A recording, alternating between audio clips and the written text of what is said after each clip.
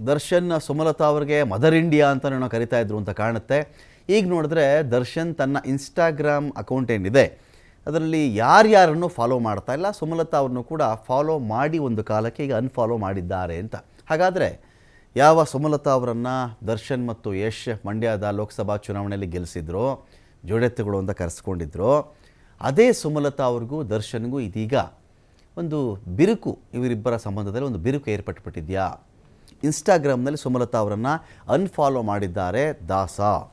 ಅಂಬರೀಷ್ ಅವರ ಮಗ ಅಭಿಷೇಕ್ ಸೊಸೆ ಅವಿವಾರನ್ನು ಕೂಡ ಅನ್ಫಾಲೋ ಮಾಡಿದ್ದಾರೆ. ದರ್ಶನ್ ಸಂಕಷ್ಟದ ಕಾಲದಲ್ಲಿ ಇವ್ರು ನನ್ನ ಜೊತೆಗೆ ಇದ್ದರೂ ಇಲ್ಲ ಅಂತನೋ, ಅಥವಾ ಇಲ್ಲಿಂದ ಆಚೆಗೆ ಇವತ್ತೇನೋ ಒಂದು ಕಡೆ ಡೆವಿಲ್ ಸಿನಿಮಾದ ಶೂಟಿಂಗ್ ಸ್ಟಾರ್ಟ್ ಆಗಿದೆ, ಇನ್ನೊಂದು ಕಡೆ ಚೆಕ್ ಮಾಡಿಕೊಂಡಾಗ ನನಗೆ ಯಾರೂ ಬೇಡ, ಇವ್ರು ಯಾರೂ ಎಲ್ಲರನ್ನೂ ಅನ್ಫಾಲೋ ಮಾಡೋದು ಬೇರೆ. ನೋಡಿ, 0 ಫಾಲೋಯಿಂಗ್, 664 ಪೋಸ್ಟ್ ಇದೆ ಇವ್ರದ್ದು. 2.3 ಮಿಲಿಯನ್ ಫಾಲೋವರ್ಸ್ ಇದ್ದಾರೆ ದರ್ಶನ್ಗೆ, 2.3 ಮಿಲಿಯನ್ ಫಾಲೋವರ್ಸ್ ಇರೋದಿಲ್ಲಿ.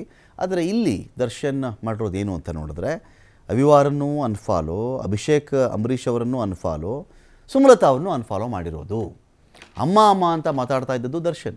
ಆದರೆ ಜೈಲು ಸೇರಿದ ಬಳಿಕ ದರ್ಶನ್ ಭೇಟಿಯಾಗಲಿಕ್ಕೆ ಬರಲಿಲ್ವಾ ಮಾಜಿ MP ಸುಮಲತಾ ಅವರು?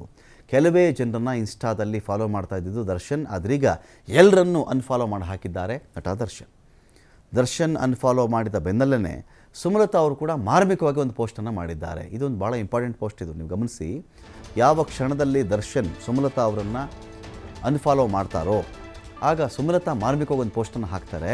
ಇಂಗ್ಲೀಷ್ ಸಾಲೊಂದನ್ನು ತಮ್ಮ ಇನ್ಸ್ಟಾಗ್ರಾಮ್ ಸ್ಟೋರಿಯಲ್ಲಿ ಪೋಸ್ಟ್ ಮಾಡಿದ್ದಾರೆ. ಅತ್ಯುತ್ತಮ ನಟ ಆಸ್ಕರ್ ಅವಾರ್ಡ್ ಯಾರಿಗೆ ಹೋಗುತ್ತದೆ ಎಂದರೆ ಯಾರು ಸತ್ಯವನ್ನು ತಿರುಚುತ್ತಾರೋ. ಅಂದರೆ ಆಸ್ಕರ್ ಅನ್ನೋದು ವಿಶ್ವದಲ್ಲಿ ಸಿನಿಮಾ ರಂಗದ ಅತಿ ದೊಡ್ಡ ಪ್ರಶಸ್ತಿ ಅಂತ ಕನ್ಸಿಡರ್ ಮಾಡ್ತಾರೆ.